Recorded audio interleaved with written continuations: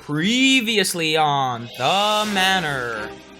Ugh, my boss gave me this huge stack of work to do. I have to negotiate against something called Alki. Ugh, I don't know who they are, but I'm gonna win at all costs.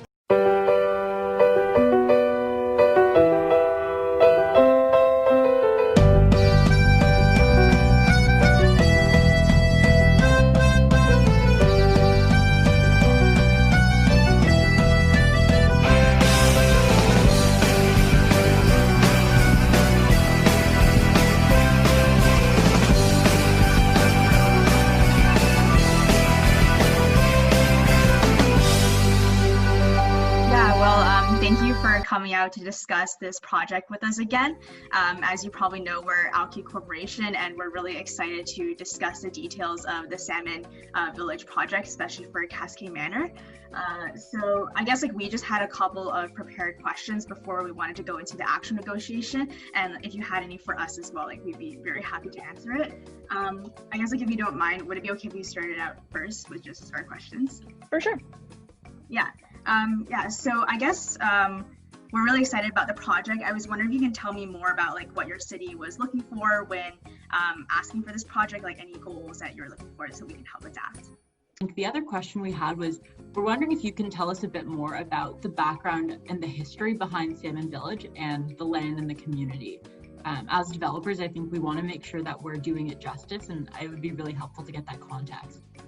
And I guess building off of that in the first question, do you have a specific target for the amount of people you want to bring in or something like that? A question we had was just were there any other alternatives that you were considering for this land, with any other developers, or is this mainly about negotiating with us for this deal? Wondering with all of those the alternative developer, why you're I guess choosing us, or what we offer maybe above the other competitor. Dig in big deeper, and feel free to let me know if you're not comfortable answering this, but what is your price range or cost constraint that you're facing as a company? Just wanting to see what's viable in this Cascade Manor, what's the maximum amount of floors that you guys would be open to building? Yeah, I know you mentioned view, and for us, we wanted to ensure that the building had a really great view as well. And then from our perspective as developers, we were aiming for something more of 6 floors, just because the higher you go, the view actually gets better. How important is it for you guys to have this view? In terms of the other decisions or I guess open space is the most important concept for you guys. I was wondering what would be the second most important thing for you guys, and maybe we can make more concessions on other areas. That was tough. How'd they come up with all those questions? Started? Yeah, for sure. I guess to kick it off, we should brainstorm some questions for our investigative period. Yeah, absolutely. I think that would be really important to get the important information. Maybe we could start off by asking about their goals and what their vision is for this project. I also think it's important to ask about their constraints, or maybe if there's any timelines that they're following as well. Maybe we could ask about why they chose us and what other alternatives they have right now. Looks like we got some great planning and questions ready. This will be a good negotiation. Best and final. Our reservation point was 5 stories, and they want 6. We could give them, I don't mind giving them 6 if we can get No, maximum don't give space. them 6, give them No. 5. Okay, we give them 5, and then we get maximum space.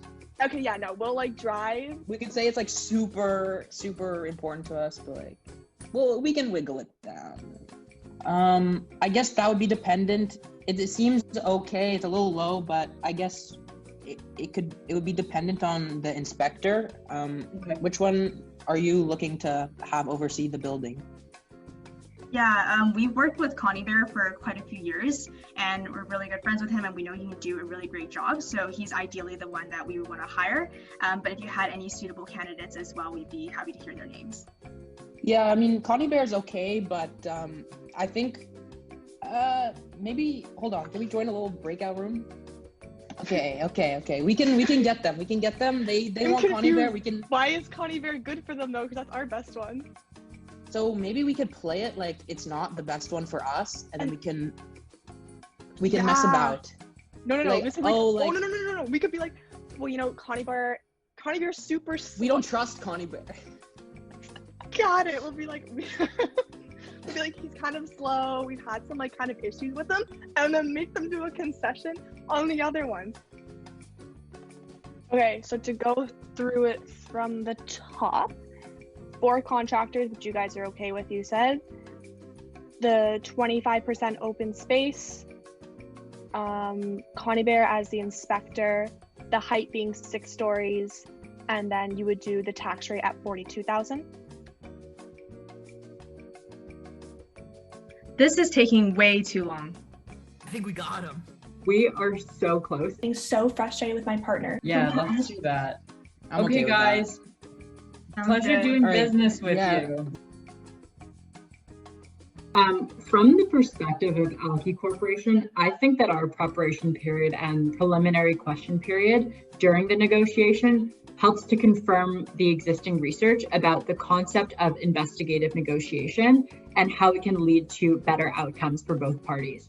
So the first and second principle of investigative negotiation really talk about how we can find out the constraints of the other party and the why behind counterparts' demands by asking the right questions from the outset.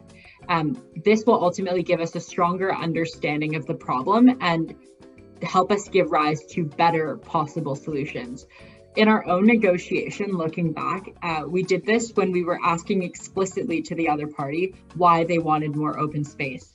And as a result of the information uncovered through this why question, we were able to come up with a more satisfactory solution for both parties, a deal that had more open space for them, but more floors for us.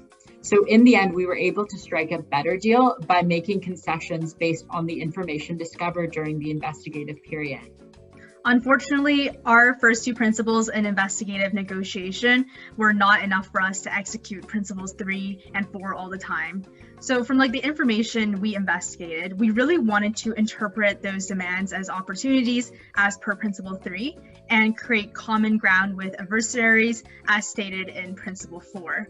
So for instance, we asked about height and they told us view was important. So we really debated the importance of view with them and tried to make them understand that, look, if we have more floors, then that would be a better view for both parties. Unfortunately, that tactic failed and they were still very hesitant to give that away. And as for why we don't think that worked, well, maybe firstly, we just simply didn't investigate enough. Secondly, sometimes there's just no room for cooperation, I guess. You have to learn when to compete and just step away rather than be integrative all the time. Thirdly, maybe if both sides didn't feel like their position was strong enough, we might have tried to sabotage each other in this place in order to keep some leverage. And finally, I feel that our roles had really specific numerical payoffs. So when there were numerous obvious differences, then there was really no room to interpret that innovation. So finding something with mutual benefit required a lot of creativity and could involve things out of the information that we have been given. So overall, we weren't fully able to execute upon the benefits of investigative negotiation. Based on the fact my partner and I were conflicted on whether or not it was appropriate to clarify our misunderstanding, we experienced a level of competitive arousal and fell victim to the mantra, when winning is everything. As we represented multiple stakeholders, including city officials and the citizens of the township in this negotiation, we felt a certain level of pressure, often referred to as the spotlight, to represent our company and stakeholders to the highest degree.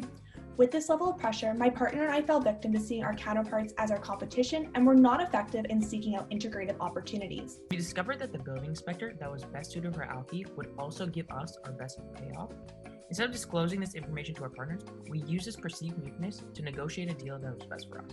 We did this by making it seem like we didn't want Connie Bear so we can prove other areas of concern and get better payoffs for us.